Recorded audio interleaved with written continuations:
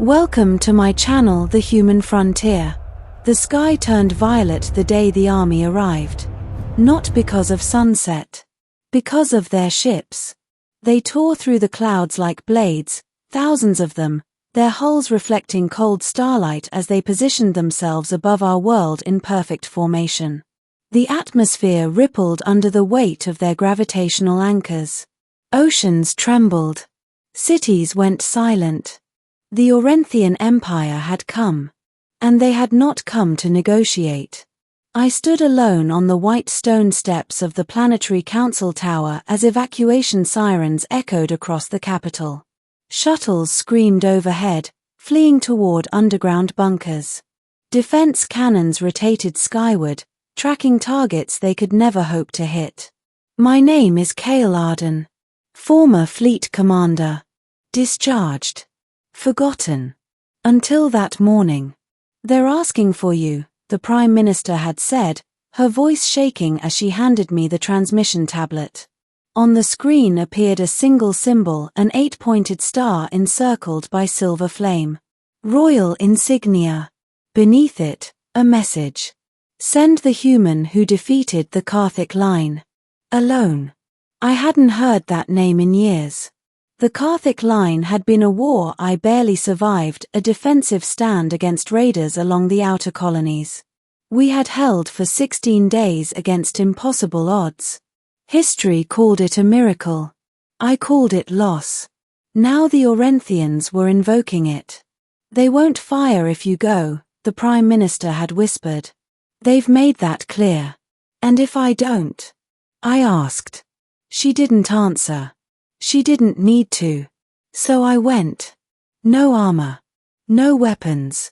Just a grey military coat and the old insignia pinned at my collar. A single transport shuttle descended from the largest warship. Its hull shimmered like liquid crystal. It landed in the plaza before the council tower, crushing marble under its landing struts. The hatch opened.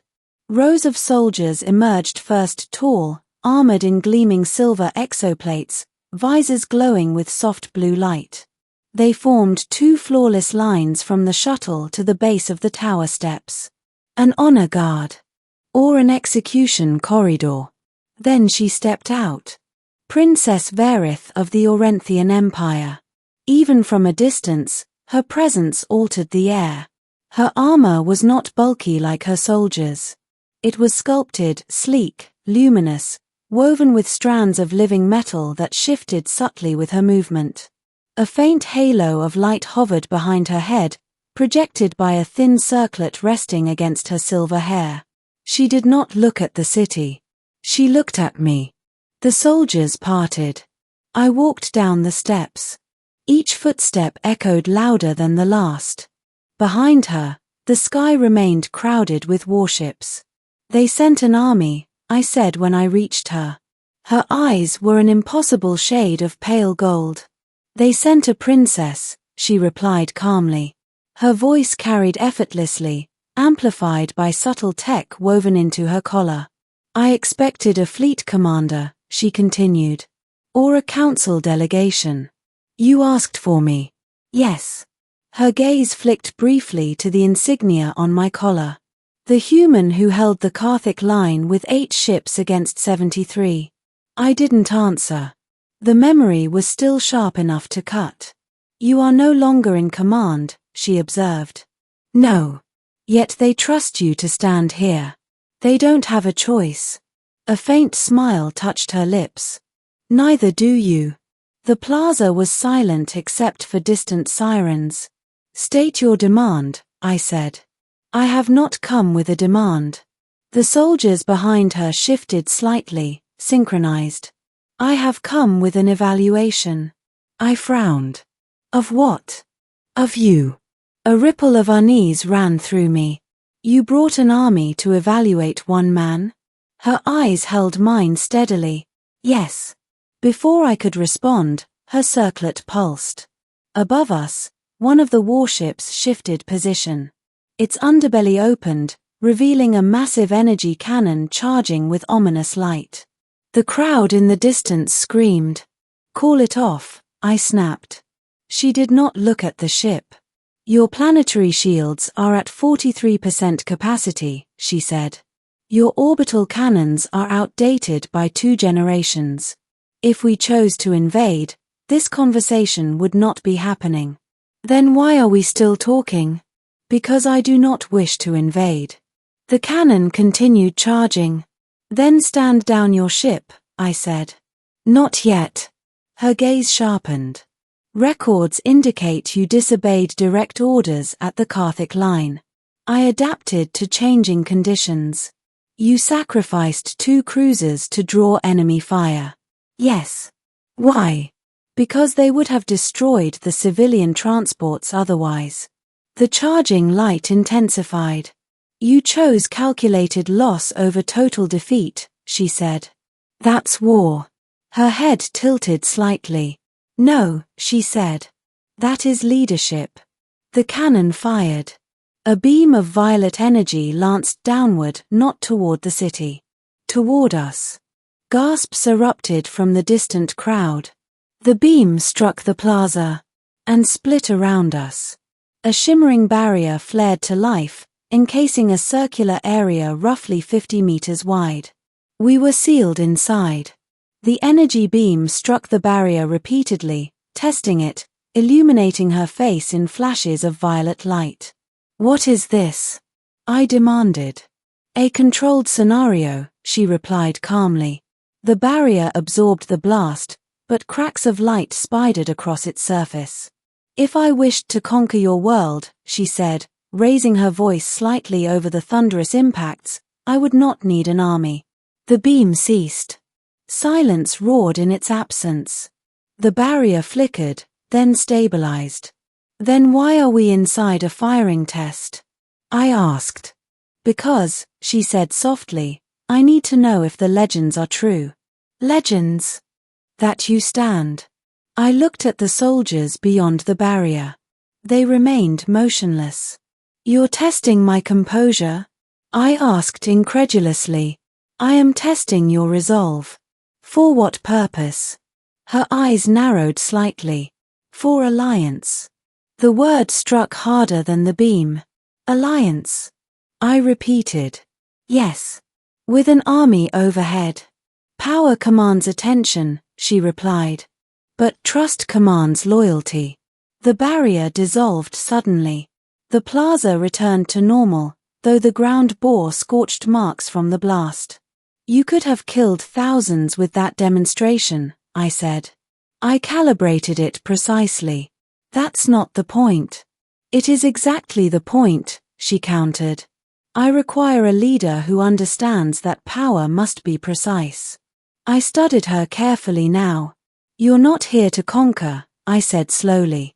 No. You're here because something threatens you.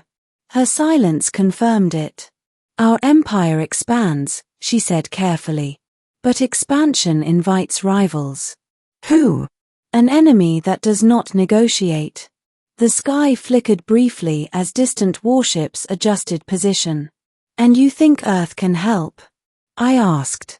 I think you can. The weight of that statement pressed against my chest. I'm not in command anymore. That can change. I let out a slow breath. You want me to lead your war. I want you, she corrected, to help prevent one. A faint rumble echoed overhead as one of the warships powered down its weapons. You brought an army, I said quietly. Yes. To make a point. To show you what we could be, she replied. Or what we could become against you. And you chose this method because leaders reveal themselves under pressure.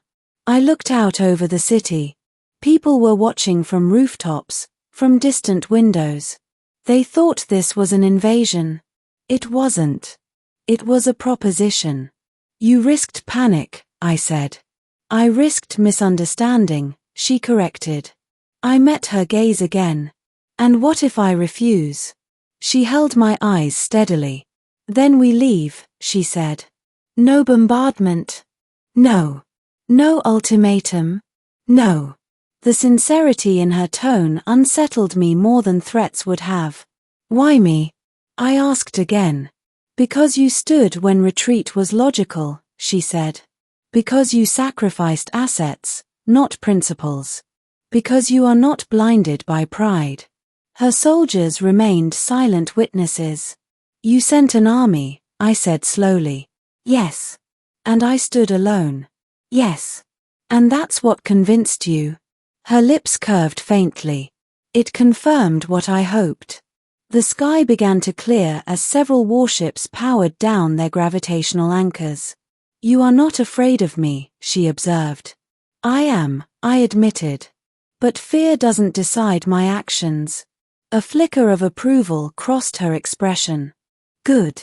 She turned slightly and gestured. One by one, the warships began ascending, engines flaring softly as they withdrew from low orbit. Gasps echoed across the city as the sky slowly returned to its natural violet. They are leaving? I asked. For now, she said. For now. I will return, she clarified. Without an army. And if Earth declines your alliance, then we will face what comes separately. The last of the lower ships began ascending. The plaza felt suddenly enormous. You could have sent diplomats, I said. Diplomats lie, she replied. And you don't. She held my gaze. I do not lie about survival. A long silence stretched between us. Finally, I said, you've made quite an entrance. Yes. And a risky one. Yes. You're certain your council approved this? A faint smile returned. No. I couldn't help it, I laughed once, sharply. You're either very brave, I said, or very reckless. Perhaps both. The sky cleared completely now. Only a few distant ships remained. You asked for the human who held the Karthik line, I said. You found him. Yes. And? She stepped closer, close enough that the faint glow of her armor reflected in my coat's insignia. You stood, she said quietly. Even when my fleet darkened your sky. I nodded once. And you didn't kneel. No. Her golden eyes gleamed. Good. She extended her hand, not in conquest, not in command. In invitation. When I return, she said, I will bring no army. I looked at her hand. And if I say yes, then we build something neither of our empires can destroy alone. I hesitated only a moment. Then I took her hand. It was warm, solid, real. The remaining warships began ascending fully, leaving the sky clear. They sent an army, she said softly. And I stood alone, I replied. Her grip tightened slightly. Next time, she said, you will not. With that, she released my hand and turned toward the waiting shuttle. As it lifted off and joined the retreating fleet, the city slowly came back to life. People emerged from shelters. Sirens went silent. The sky was just sky again. But I knew something had shifted.